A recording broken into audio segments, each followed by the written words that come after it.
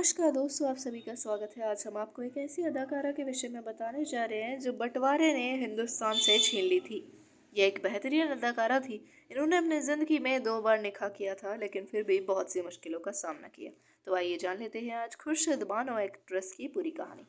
लेकिन उससे पहले चैनल को लाइक और सब्सक्राइब कर दीजिएगा और वीडियो बहुत अच्छी लगे तो हमारी मेंबरशिप लेने के बारे में भी सोचिएगा। धन्यवाद आप सभी का। ये शुरू करते हैं। हिंदी सिनेमा में ऐसे कई नगीने हुए जिन्हें पाकर उसे बहुत गर्व महसूस होता था। हालांकि कुछ कलाकारों की जिंदगी भारत पाकिस्तान के बंटवारे ने ऐसी तबाह की कि हिंदी सिनेमा उनके लिए तरसता ही रह गया। लेकिन वो लौटकर फिर वापस नहीं आ सके। उस दौर में बहुत से कलाकारों को भारत छोड़ पाकिस्तान में बसना पड़ा था। इन्हीं में से एक थी मशहूर गायिका और खूबसूरत अदाकारा खुर्शीद बानो।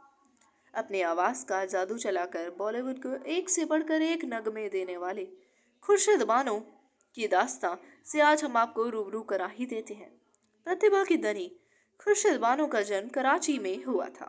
अपनी कला के दम पर बेशक उन्होंने खुर्शीद बानो बनकर लोगों के दिलों पर राज किया हो, लेकिन उनका असली नाम इरशाद बेगम था। गुजरे दौर में जब फिल्मों में आवाज नहीं होती थी, तब से खुर्शीद बानो ने सिनेमा को अपने शानदार अभिनय से हिंदी सिनेमा को सजा दिया था। खुर्शीद ने अपने फिल्मी सफर की शुरुआत साल 1931 में आई मूक फिल्म आई फॉर ए आई से की थी। सिनेमा की दुनिया में कदम रखने के बाद खुर्शीद बानो ने एक के बाद एक कई फिल्मों में काम किया। खुर्शीद बानो वैसे तो बहुत सी फिल्मों में काम करके सफलता की सीढ़ियां चढ़ रही थी, लेकिन उनके इस फिल्मी सफर को पंख देने का काम रंजीत मूवी टोन फिल्मों ने किया था। अभिनेत्री लाहौर छोड़ माया नगरी मुंबई में केएल सहगल और मोतीलाल जैसे अभिनेताओं के साथ काम करने लगी। साल 1931 से शुरू हुए इस सफर में इनकी जिंदगी में बहुत से पड़ाव भी आए। हालांकि उन्हें शोहरत साल 1942 में आई चतुर्भुज दोषी की भक्ति सूरदास और 1943 में रिलीज हुई तानसेन से हासिल हुई। इस फिल्म में इन्होंने गायक अभिनेता केएल सहगल के साथ काम किया, जो उनके करियर के लिए बेहद अच्छा साबित हुआ। अभिनय के साथ साथ खुर्शीद बानो को उनकी आवाज़ के लिए भी याद किया जाता रहेगा। उनके कई गाने जैसे बरसोरे, अब राजा भाई मोरे बलम आज भी लोग बड़े चाव से सुना करते हैं। फिर वह दौर आया जब ये खूबसूरत अदाकारा खुर्शीद को अपने पति लाला याकूब के साथ भारत छोड़कर पाकिस्तान जाना पड़ा था, क्योंकि पति की मर्जी के बिना आखिर कैसे वो भारत में रहती। भारतीय सिनेमा के लिए उनकी आखिरी फिल्म पपीहा हे रे थी, जो 1948 में रिलीज हुई थी।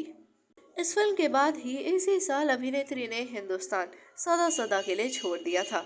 लाला याकूब अभिनेता होने के साथ साथ भाटी गेट समूह लाहौर पाकिस्तान के एक सदस्य भी थे। दोनों की शादी ज्यादा दिनों तक नहीं चल सकी थी। लाला याकूब से तलाक लेने के बाद खुर्शीद बानो ने यूसुफ भाई मियाँ से शादी रचाई। लैला मजनू, मुफलिस आशिक, नकली डॉक्टर, बॉम्बशेल और मिर्जा साहिबान, किमी यागर, मधुर मिलन जैसी फिल्मों में नजर आई। खुर्शीद बानो ने अपने 87वें जन्मदिन के 4 दिन बाद यानी 18 अप्रैल 2001 को अंतिम सांस ली थी और फिर ये खूबसूरत अदाकारा पाकिस्तान के कराची में ही दुनिया को अलविदा कह बैठी। और फिर ऐसा नगीना शायद ही भारतीय सिनेमा में दोबारा देखने को मिला हो।